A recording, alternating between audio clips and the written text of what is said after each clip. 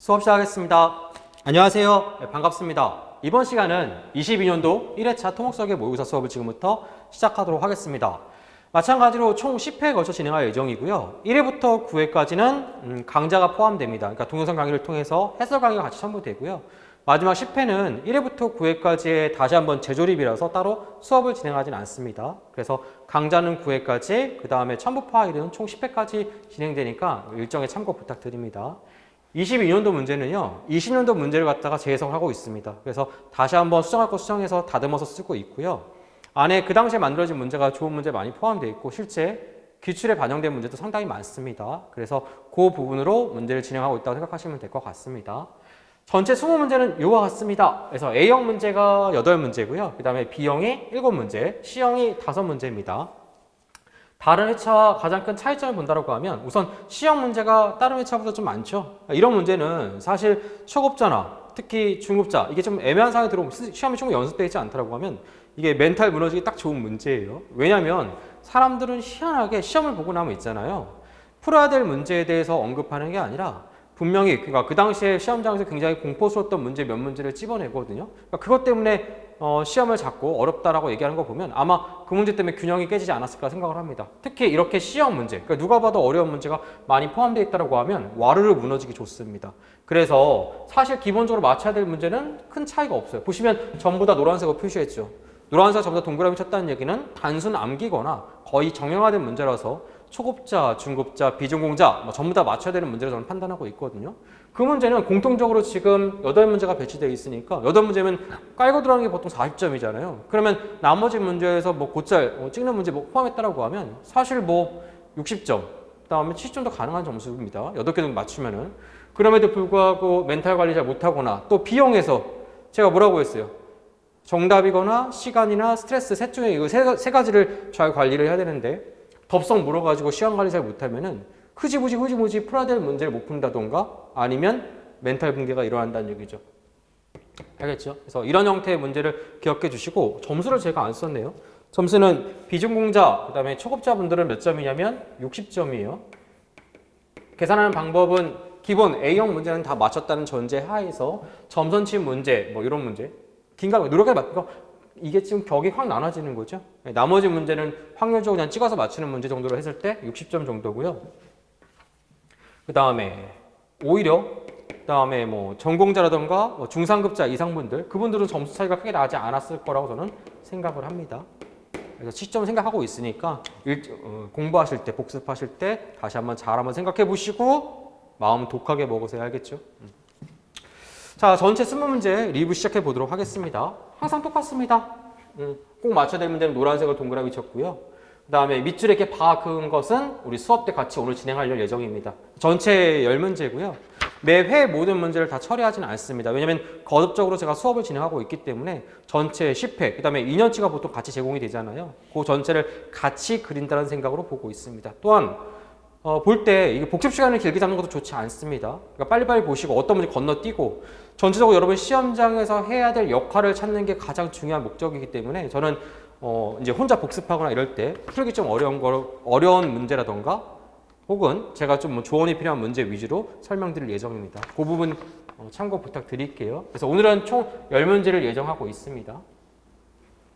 자, 멈춰놓고 다시 한번 확인하시고 저는 수업 시작하도록 하겠습니다. 우선 1번 문제는 한계상태 설계법에 가장 많이 나오는 거죠. 가장 많이 나오는 거 어떤 거예요? 그냥 정의죠. 내용을 그냥 단순하게 전개해놓고 단어 바꿔치기. 이거 가장 극복하기 좋은 방법.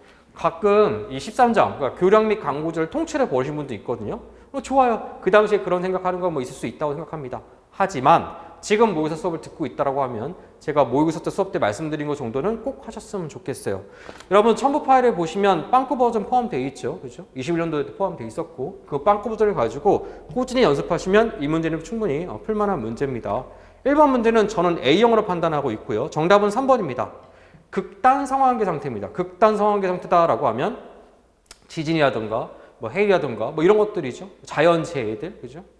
이런 것들이다 보니까 교량의 설계 수명 동안이 아니라 설계 수명을 초과해서 발생하는 확률 경우의 수를 갖고 있다는 얘기죠. 왜냐하면 설계 수명 이내에 반드시 지진이나 여기 나와 있는 유빙이나 이런 것들이 발생한다고 생각하면 비경제적이고 비효율적인 단면 설계 된다고 말씀을 드렸고 이와 같은 이유 때문에 설계 수명을 초과한다라고 말씀을 드렸습니다. 그 외에 나머지 전부 다 설계 수명 동안이죠. 설계 수명 이내입니다. 얘만 유독 설계 수명을 초과해요. 그러니까 고친다라고 하면 제가 고쳐서 읽어볼게요. 3번 극단 상황계 상태는 설계 수명을 초과하는 재현 주기를 갖는 지진 유빙하 중 이하 그런 예경됩니다. 알겠죠? 나머지를 읽어보시고요. 2번 문제도 마찬가지입니다. 여러분이 풀어보세요. 사용성 설계 기준이고 그렇죠? 거기 비법 88번이죠. 해당 문제 전후로 해서 관련 기출면 비법 노트 통해서 빵꾸버튼 채워서 공부하는 것도 좋고요. 그 다음에 아시죠? 이건 기출편도 비법 번호선도 잡혀 있으니까 그거에 따라서 관련 문제들 풀어보시면 더할 나위 없이 좋습니다. 지금 현 시점에서 A형, B형, C형이 나와 있잖아요. 그죠? C형은 어떤 느낌이냐면 제가 C형을 그럼 시험장에 못 풀 거다 왜 넣었냐라고 생각이 들 수 있는데 C형은 싸울 때 제가 싸워서 이길 수 있는 상대인지 아닌지를 알아야지만 피할 거 아니에요. 그러한 관점에서 C형 문제를 넣었다 생각하시면 될 것 같아요. 역학도 마찬가지고요.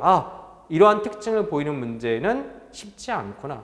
B형도 마찬가지예요. 이게 A, B, C 나누다 보니까 말이 B형이지 C형에 가까운 문제도 있거든요. 그러니까 모든 B형을 다 푼다는 생각을 하면 여러분 토할 수 있어요. 중간에 적당히 지금 이제 시험이 얼마 안 남았잖아요. 이게 지금은 첫 수업이 모르겠지만 모의사 수업은 시험 이제 앞두고 마지막 수업이라 저 생각이 들고 있거든요.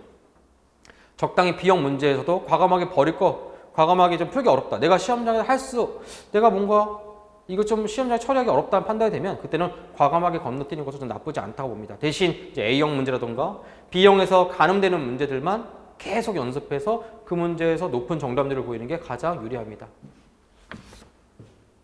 이번 문제 정답은 4번이고요. 그렇죠? 균열을 억제하기 위해서 제어한다는 얘기는 억제한다는 얘기죠. 철근의 지름과 간격은 가능한 작게 해야 됩니다. 참고로 21년도 모의고사 수업 때 제가 이미 설명을 드려서 현재는 넘어가고 있습니다. 나중에 또 기회가 되면 제가 시험 앞두고 또 간단히 같이 한번 정리해보는 시간 갖도록 할게요. 다음은 3번입니다. 비법 34번에 해당하는 문제고요. 최소철근비죠. 최소철근비는 어떻게 설계하고 있냐? 이게 개정이 됐죠. 설계 힘 강도, 그러니까 파이 mn이 균열을 일으키기 위한 힘 모멘트, 균열 힘 모멘트 MCI로 부르는 거죠. 얘 몇 배 이상이 돼야 돼요? 1.2배 이상이 되어야 합니다. 됐죠? 아시겠지만 이 MCR 구하는 공식은 파괴계수 FR에다가 우리 응용역학의 단면계수 곱하다고 생각하시면 돼요. 단면계수. Y분의 I죠. Y분의 I. 똑같습니다. I는 전체 크로스, Y는 중립축에서 인장측 연단거리입니다. 왜 인장측을 집어넣는 거냐면 균열은 인장측에서 발생하기 때문에 그렇습니다. 그렇죠? 그런데 지금은 철근 양을 물어봤죠. 그러니까 어떻게 보느냐? 얘를 다시 한번 풀어친다라고 하면 얘는 파이.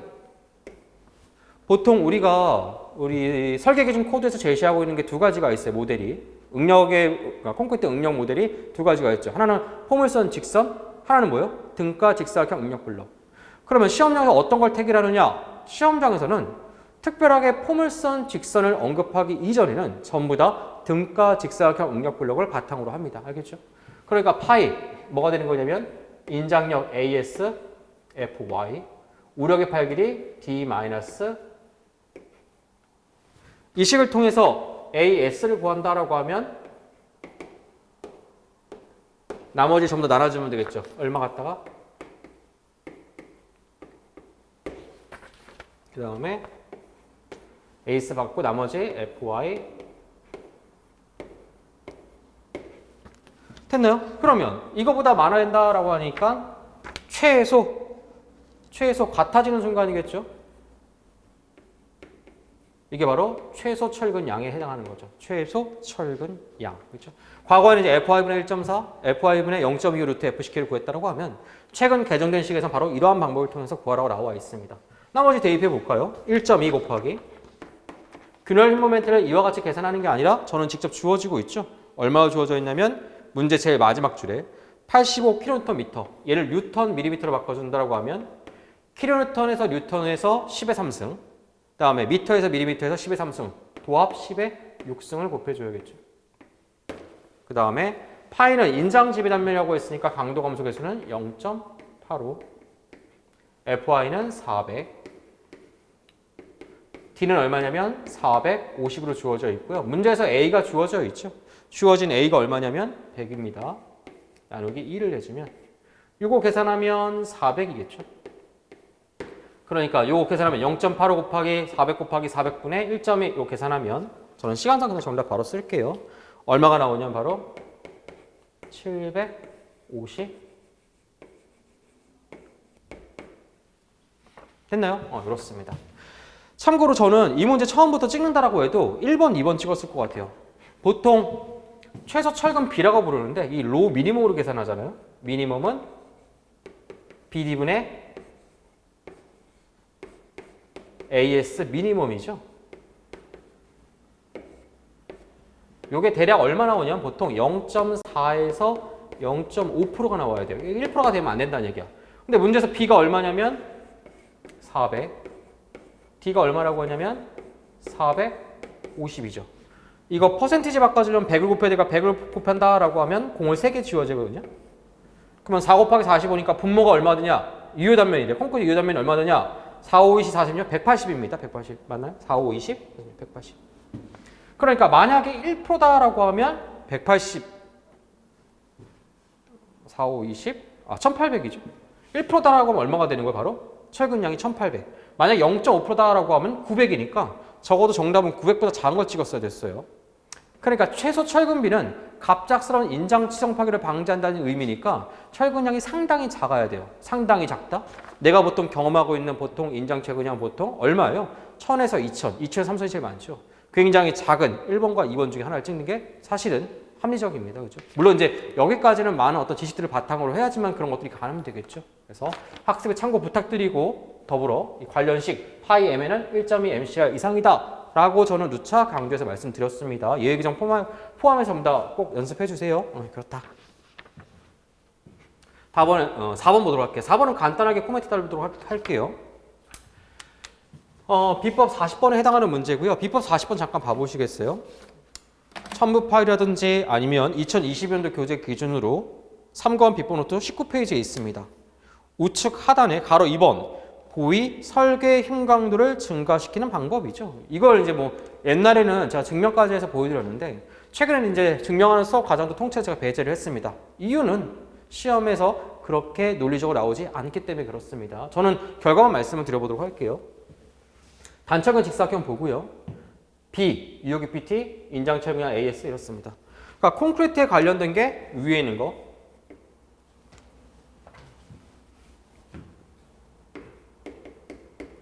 콘크리트 관련된 게 폭 P, 유효기 PT. 이 곱하면 콘크리트 유효 단면적이잖아. BD. 콘크리트 강도 FCK 이렇게. 그다음에 철근에 관련된 게 누가 있는 거냐면 바로 요 BD에 해당하는 거. 이게 콘크리트 단면적이었다라고 하면 철근의 단면적은 AS죠. 콘크리트의 강도가 FCK였다고 하면 철근의 강도는 FY죠. 어쨌든 단면이 커지거나 재료 자체의 강도가 커지면 강도가 증가하는 것은 명백한 사실입니다. 그럼에도 불구하고 논리적으로 따져보면 몇 가지는 문제를 일으킵니다. 하지만 시험장에서는 그런 것들을 언급하고 있지 않기 때문에 저도 시험에 맞춰서 특징만 말씀드려보도록 할게요. 그러니까 제 말은 커지면 다 커진다는 얘기야. 커지면 다 커져. B가 커져도 설계행각도 커지고요. D가 커져도 설계행각도 커지고요. FCK가 커져도 설계행각도 커지고 AS 커져도 설계행각도 커지고 FY 커져도 설계행각도 커집니다. 그런데 시험장에서 뭘 묻느냐? 그러니까 가장 기대치가 큰 거. 그러니까 어떤 게 가장 빠르게 반응하냐 이 얘기야. 내가 증가시켰을 때 누가 가장 빠르게 반응하느냐. 가장 큰 거 요겁니다. 요게 1등이야. 얘가 1등입니다. 그럼 누가 가장 효과가 없냐? 꼴등, 꼴찌라고 꼴찌. 누가 꼴찌냐면 FCK가 꼴찌입니다.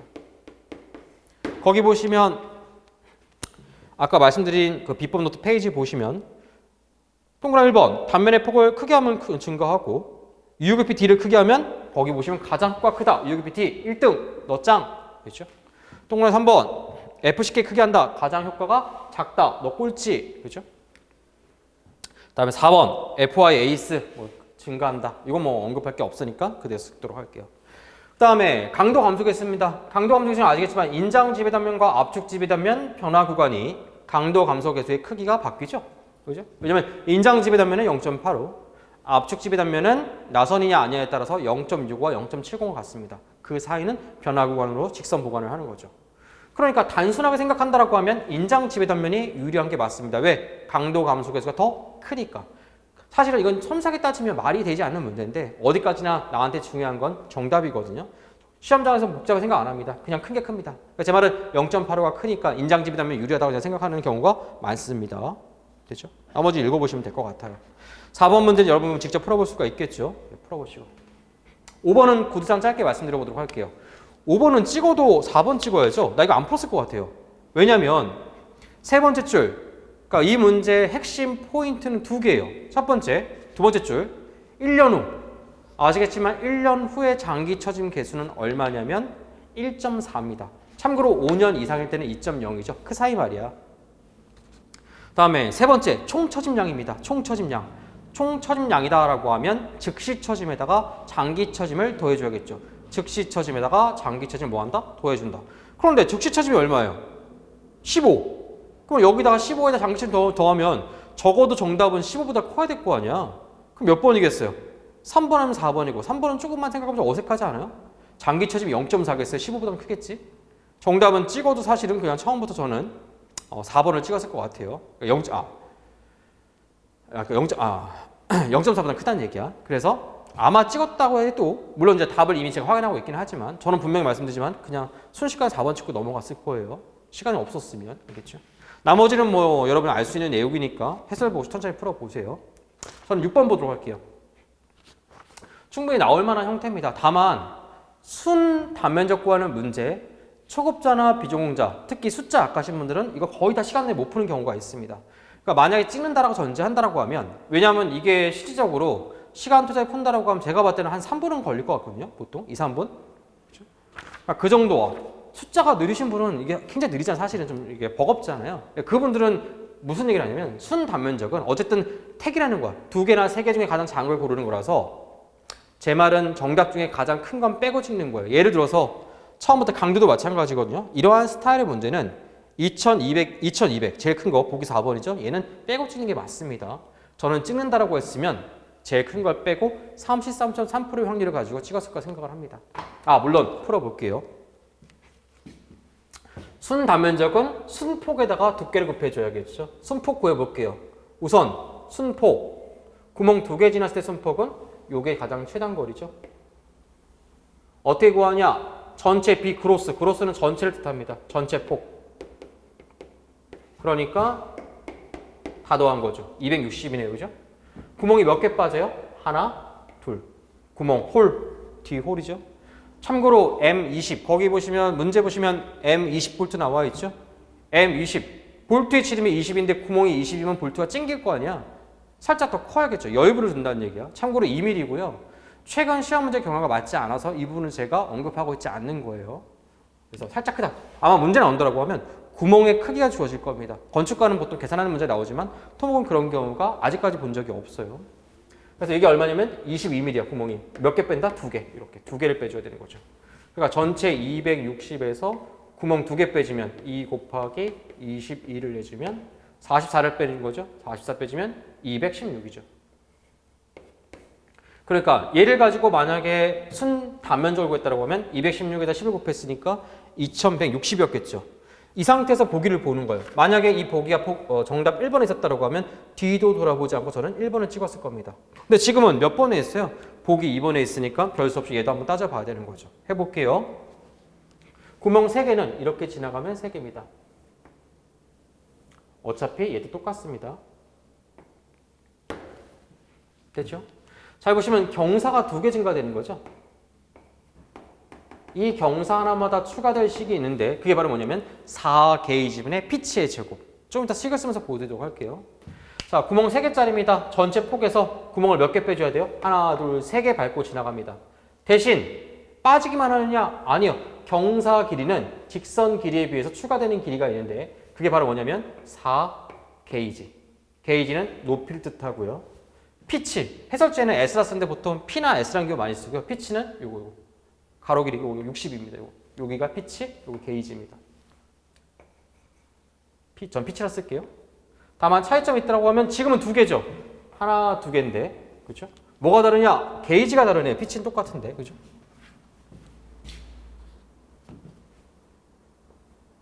게이지가 높이인데 이 높이랑 이 게이지랑 다르잖아. 여기 높이가 15, 여기가 G2. 마찬가지로 4kg분의 피치의 뭐다? 제곱. 그럼 써볼까요? 크로스는 260 마이너스 3 곱하기 22. 그죠?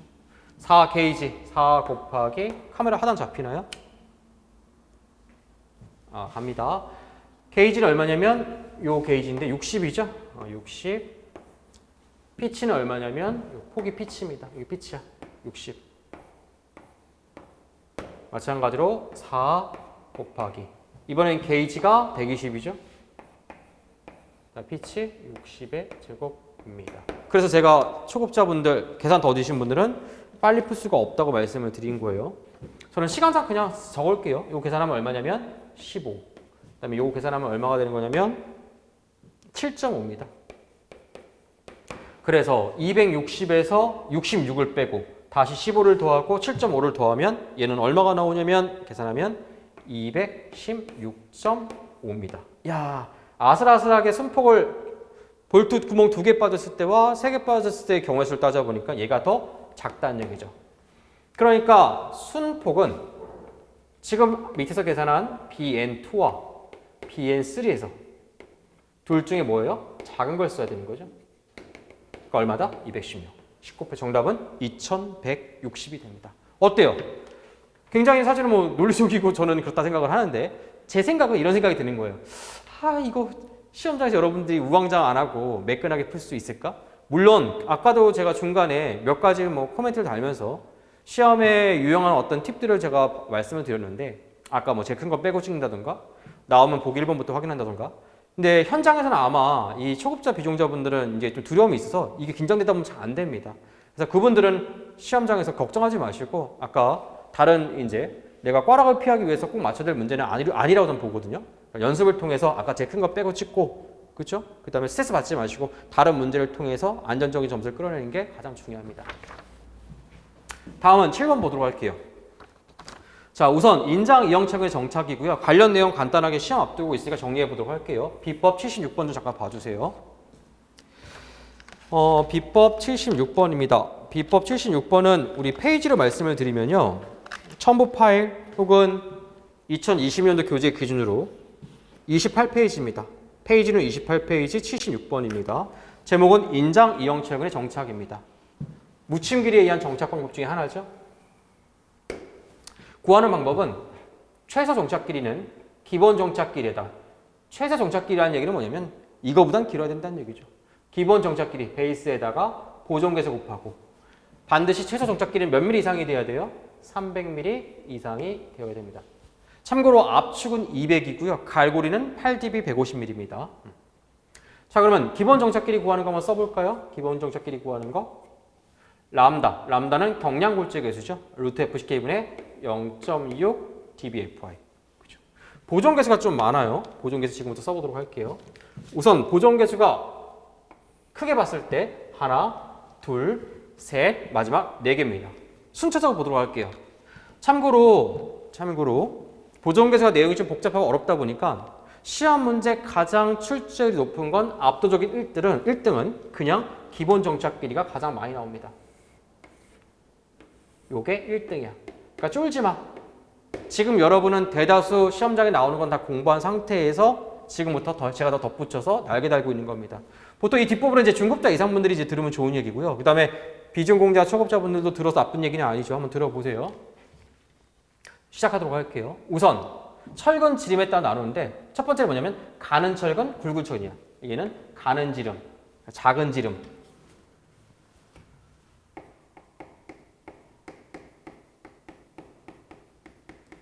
크기가 큰 지름입니다. 작다, 크다. 우리 키가 크다, 작다. 기준이 없잖아. 그러니까 뭔가 제시를 해야겠죠. 그게 얼마냐면 D19 이하. 이것을 작은 지름. 큰 지름은 D22 이상입니다. 혹시해서 말씀드리는데 20, 21은 사이즈가 없습니다. 그 다음에 조건 1 또는이에요. 원래는. 조건 2를 만족하는 거고요. 이 또는은 뭐냐면 스트랍이 있냐 없냐의 차이야. 스트랍이 있냐 없냐. 얘는 스트랍이 있죠. 이게 스트랍이고요. 얘는 스트랍이 없습니다. 피복 두께는 공통적으로 우리 피복 두께 두꺼운 게 좋을까요? 아니면 얇은 게 좋을까요? 부착과 정착에서는 피복 두께가 두꺼운 게 좋겠죠. 얇으면 깨질 거 아니야. 피복 두께 얼마냐? 바로 dB 이상을 원하고 있습니다. 피복 두께면 얼마 이상이다? 안 쓸게요. dB 이상이다. 그 다음에 철근 간격, 순간격 SN은 철근 간격은 좁은 게 좋을까요? 아니면 넓은 게 좋을까요? 요게 균열하고 좀 반대거든요. 균열은 좁은 게 좋았잖아요. 그렇죠? 그런데 얘는 넓은 게 좋아. 넓은 게. 간격이 멀리 떨어져 있어야 돼. 그래서 원래는 얼마냐? 2dB 이상인데 예외로 이렇게 스트랩을 뒀다. 이 스트랩이 하는 역할은 뭐냐면 스트랩은 횡압이야. 횡압.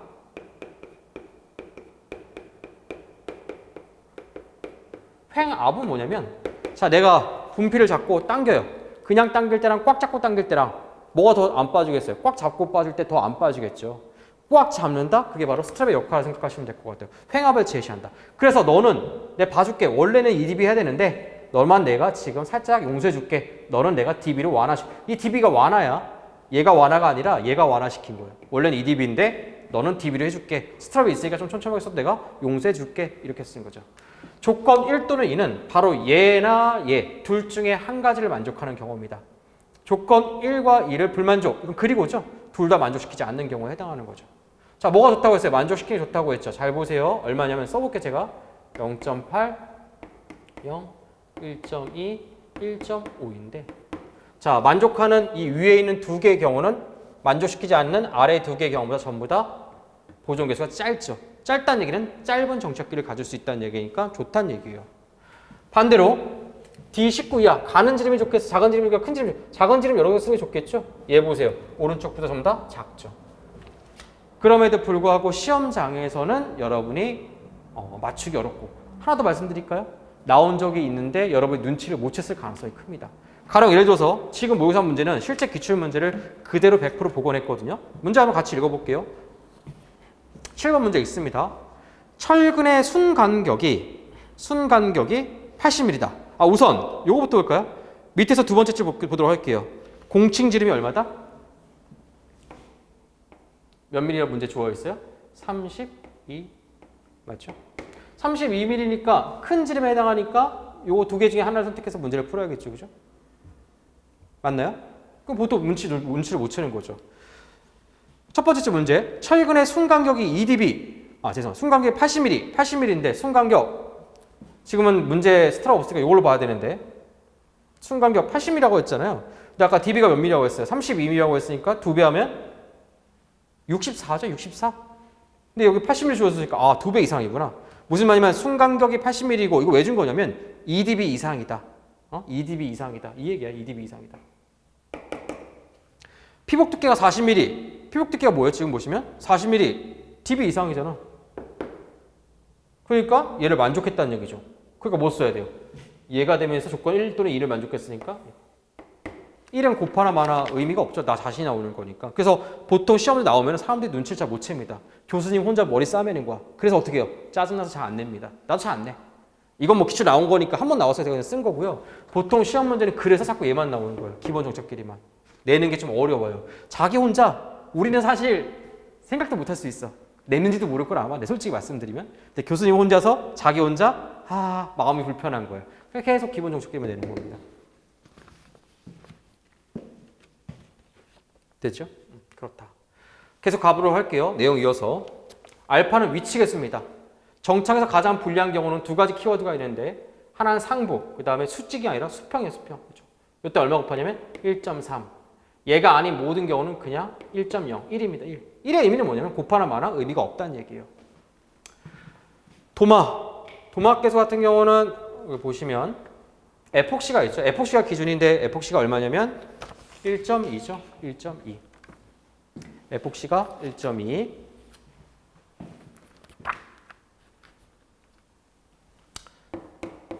에폭시 플러스는 뭐냐면 에폭시에다가 몇 가지 조건을 더 제시합니다. 외울 필요 없어서 그냥 플러스라 썼고요. 얘가 1.5. 그 다음에 아연도는 뭐냐? 아연도 사실 따지면 금속이잖아요. 그래서 도마켓은 이 거칠기를 얘기하고 있는 건데 아연도금 또한 콘크리트와 철근이나 혹은 콘크리트와 아연이나 큰 차이가 없다는 얘기야. 그래서 1. 비도막, 도막하지 않았다. 마찬가지로 1. 1은 뭐요? 아까도 말씀드린 것처럼 곱하나 마나 의미가 없다. 반영하지 않겠다는 얘기죠. 마지막에 100은 AS분의 소유 A입니다. 그럼 시험제 뭐가 나오는데 너 이거 어려워 잘 안 나온다며? 뭐가 나오는데? 아 이것만 나옵니다. 알파, 베타는 최대 얼마 이하가 되느냐면 이 두 개 곱은 1.7 이하가 되어야 됩니다. 경우에서 따져보면 1.7 넘어가는 건 얘네 둘밖에 없거든요. 이것을 왜 1.7 이하로 제한하냐? 아까 이 fx 플러스라고 말씀을 드렸잖아요. 이 플러스 안에 그 복잡한 조건 중에 얘랑 중복으로 반영되는 개수가 있습니다. 그래서 그런 것들을 소거해서 바로 1.7로 제한하고 있는 거예요. 정리, 시험 문제는 얘하고 얘만 해도 90% 먹고 들어갑니다. 알겠죠? 아, 나머지 이런 거 어떻게 하냐? 이런 건 설명 문제입니다. 정착에 영향을 미치는 요소, 뭐 이런 문제는 별개 파트로 분류하고 있으니까 저는 그렇게 시험 문제를 가늠하고 있습니다. 정답은 그렇게 해서 나머지 뭐 대입이니까 직접 대입해서 풀어보세요. 1280이죠. 요거 1이야. 그러니까 여기에다가 요게 1280이거든요. 교수님이 자기 혼자 머리 쓰고 요거 1, 그죠? 나머지 뭐 5, 1 다 1입니다. 300mm 이상이니까 정답은 얼마다? 그냥 1280이 이 문제 정답입니다.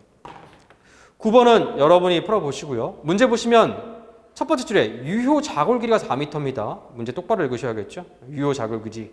그렇죠? L 2주키로 따지면 나머지 원형량 앞집에 세상비 구하는 문제는 뭐 기본 공식 대입이니까 직접 풀어보시고요. 저는 넘어가 보면 9번인가요? 9번, 10번 한번 칠판 지우고 제가 같이 풀어보도록 할게요. 자, 시작하겠습니다. 이어지는 문제는 9번부터입니다. 9번은 전단에 관련된 문제고요. 문제 읽어보시면 캔들버브라고 나와 있고 첫 번째 줄에, 그렇죠? 그다음에 뭐 개수등분 파증이 40으로 주어져 있고 질문이 두 번째 줄 우측 끝에서부터 시작이 됩니다. 전단 위험 단면에서 전단 철근이 부담해야 될 설계 전단력. 전단 철근이 부담해야 될 설계 전단력. 우리가 기본적인 식을 쓰면 설계 전단 강도 파이 V에는 전개하면 파이 VC, 콘크리트에 의한 설계 전단 강도와 스트럽에 의한 설계 전단 강도 나뉘는 거죠. 이 둘의 합으로 구할 수 있고 당연히 개수 전단력 이상이 되어야 됩니다. 그러니까 얘를 구한다라고 하면 얘에서 얘를 통째로 빼주면 되겠죠. VU에서 어떻게 하면 된다? 빼주면 되는 거죠. 그러니까 문제에서 요구하는 질문 전단 위험 단면에서 전단 철근이 부담해야 될 파이 붙였으니까 설계 전단 강도 질문을 정확하게 확인하시고 문제를 풀어야겠죠. 식이 뭐 대단한 식은 아닌 거죠. 자 그러면 전단력과 개수전단력과 콘크리트에 의한 설계 전단 강도를 계산해야 되니까 한번 풀어보도록 할게요. 자 얘는 캔틀레버에서는 거리 D에서 위험 단면을 판단한다고 나와 있었죠. 그죠? 우리 보통 거기 보시면 전단에 대한 위험 단면 거리 D D점에서 D만큼 떨어진 거. 그럼 반력부터 먼저 계산해 보면 개수등파증이 W니까 팔 길이 L을 곱해주면 거리 D에서 전단력이니까 SFT 그려보면 요 부분의 전단력은 이제 고려하지 않는다는 얘기죠. 여기 WU에다가 D를 곱해서 빼주는 거죠. 얘 써주면 WU L에다가 요거만큼 빼주는 겁니다. 공통분자가 얘니까 밖으로 빼줘볼까요? 밖으로 빼줘보면 계산해 봅시다. 얘는 40, L은 3.6m, 그 다음에 D는 누가 D예요? 유효기피는. 이게 부 모멘트를 받으니까 인장이 상현 부분이 인장을 받겠죠. 인장청의 도심에서부터 여기가 압축 연단 거리까지입니다. 여기 600이에요. 마찬가지로 밑으로 바꿔주면 0.6m니까 이렇게 빼주면 되고 빼주면 3.6-0.6이니까 3. 40 곱하면 얼마다? 바로 120kg. 그러니까 얘 크기가 바로 120kg 되는 거죠. 됐죠? 이렇게.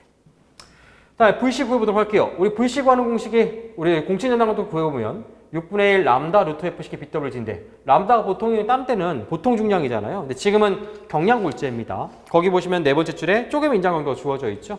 이렇게 쪼개면 인장강도가 주어졌을 때 경량골재 개수를 구하는 방법은 주어졌을 때 구하는 방법은 0.56 루트 FCK분의 FSP죠.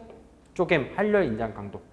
그럼 대입해 볼까요? 0.56 루트 FCK가 25MPa니까 밖으로 나가면 5. 주어진 이 값은 1.4입니다. 분모 계산하면 5, 6에 30, 5, 25, 2.8이죠. 2.8분의 1.4는 정확하게 절반이니까 뭐 0.5 또는 뭐 2분의 1로 보셔도 상관이 없겠죠. 이렇게 되죠.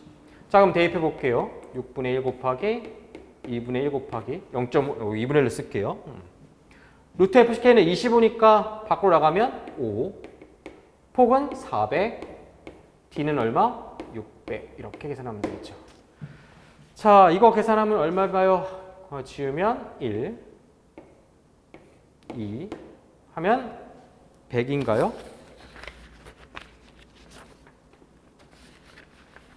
100kN입니다. 정답은 예고하라고 했으니까 아까 말씀드린 여기 120에다가 마이너스 파이, 강도감성은 0.75죠? 0.75 곱하기 100. 75를 빼주면 120 마이너스 75는 얼마가 정답이냐면 바로 45kN이 문제 정답입니다. 쉽지 않은 문제죠. 이 문제는 또 초급자분들이나 이것도 마찬가지로 비정자분들은 좀 어려움을 느낍니다. 물론 가능하다고 보는데 선뜻 나서기가 쉽지 않은 문제고요. 중급자 이상만 해도 저는 풀만한 문제라 생각이 됩니다. 왜냐하면 그 당시에 이 문제는 처음 등장했을 때 경량골재 계수를 이용해서 콘크리트에 의한 전단 강도를 구한다? 이 자체가 얘가 첫 번째 문제였거든요. 항상 처음은 어렵습니다. 왜냐하면 난이도가 좀 높게 판단이 되지만 이미 나왔던 문제를 재해석할 때는 조금 더 여러분이 여유를 가질 수 있다는 얘기죠. 그래서 중급자 이상 분들은 가능하면 풀어보셨으면 좋겠습니다. 자, 1교시 마지막 문제를 저는 10번 문제로 보도록 할게요. 비법 109번이고요. 슬래브의 일반화 슬래브의 설계 순서입니다. 이렇게 설계 순서 묻는 문제가 종종 등장을 해요. 가령 최근에 2019년도 국가직 9급 때도 포스트텐션 방식의 설계 순서 물어보기도 했고요. 뭐 그 이전에 프리텐션 방식의 설계 순서 묻기도 했고요. 지금은 그냥 일반화 슬래브의 설계 순서입니다. 잘 볼게요. 자, 기억본부터 읽어보도록 할게요. 슬래브의 두께를 산정한다. 슬래브의 두께를 산정한다. 두께는 이제 높이 H를 볼 수 있는데 이 H의 의미는 뭐냐면 바로 H를 통해서 고정하중을 보겠다는 얘기죠. 높이가 결정돼야지. 맞잖아. 두께가 두꺼우면 우리 사람으로 따지면 살이 찌면 찔수록 몸무게가 더 많이 나가는 것처럼 두께가 높아지면 높아질수록 그렇죠? 고정하중이 증가합니다. 그러니까 맨 처음에 H를 먼저 가정하는 게 맞습니다. 그래서 고정하중. 그다음에 니은번 읽어보도록 할까요? 전단에 대해 뭐 한다? 전단 검토.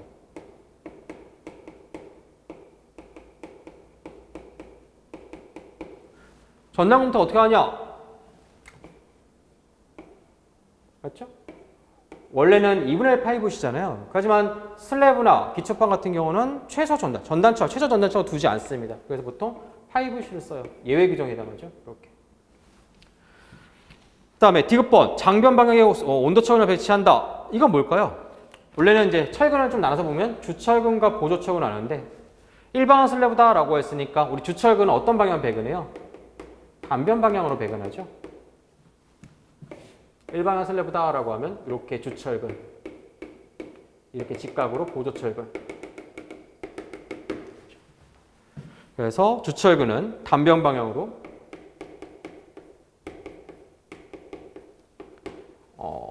단변 방향으로 철근 양민, 단변 방향 철근 양민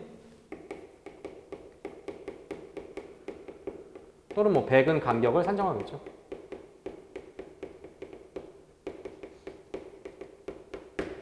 보조철근이다. 보통 이제 보조철근은 배력철근이 많이 배치되는 거죠. 응력 분산이 목적. 그에 따라서 뭐 수직 온도철근이라든가 조류철근 역할도 해주고. 이것은 이제 장변 방향입니다.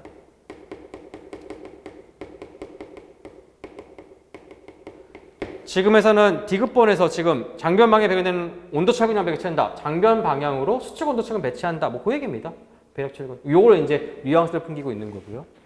리을번 볼까요? 단위폭에 작용하는 하중을 산정한다. 단위폭에 작용하는 하중을 한다. 이게 WU를 갖다가 마지막 미음번 개수 모멘트를 산정한다. Mu 산정한다. 이렇게. 그러면 적어도 눈에 보이는 게 있죠. 누구부터 해야 될 것 같아요? 고정하중을 정해야지 활하중하고 요거 계산하는 거잖아. 그러니까 얘가 1등, 그 다음에 얘가 2등. 그래야지 3번 개수 모멘트까지 계산할 거 아니에요. 예를 들어서 8분의 W의 제곱, 이 W 고정하중과 활하중을 이용해서 이거 이렇게 했죠. 그 다음에 전단을 검토한다. 이거로 가는 게 맞겠죠? 왜 그럴까요? 아까 제가 슬래브나 기초판은 전단척은 배치하지 않는 경우가 많다라고 했죠. 그게 뭐냐면 여기 5S 쓰는 경우는 거의 드물고요. 콘크리트에 의한 전단 강도. 보통 콘크리트에 의한 전단 강도는 높이가 결정합니다. 높이. 그러니까 이 두께를 정확하게 결정짓는다는 얘기야. 검토한다는 얘기야. 되는지 안 되지. 안 되면 처음부터 다시 가야 되는 거죠. 그래서 얘가 4번, 마지막 5번입니다. 그래서 정답은 어떻게 되는 거냐면 기억, 리을, 미음, 기억, 리을, 미음, 니은 티귿입니다. 그렇죠? 이 문제는 제가 만든 문제가 아니라 기존에 나와 있던 다른 기출 문제를 그대로 올리는 형태입니다. 알겠죠? 이렇게 해서 풀어보시면 될 것 같습니다. 1교시 어떠셨어요? 좀 많이 힘드셨죠? 자, 2교시도 집중해서 계속 뒤에 이어지는 11번부터 풀어보도록 하겠습니다.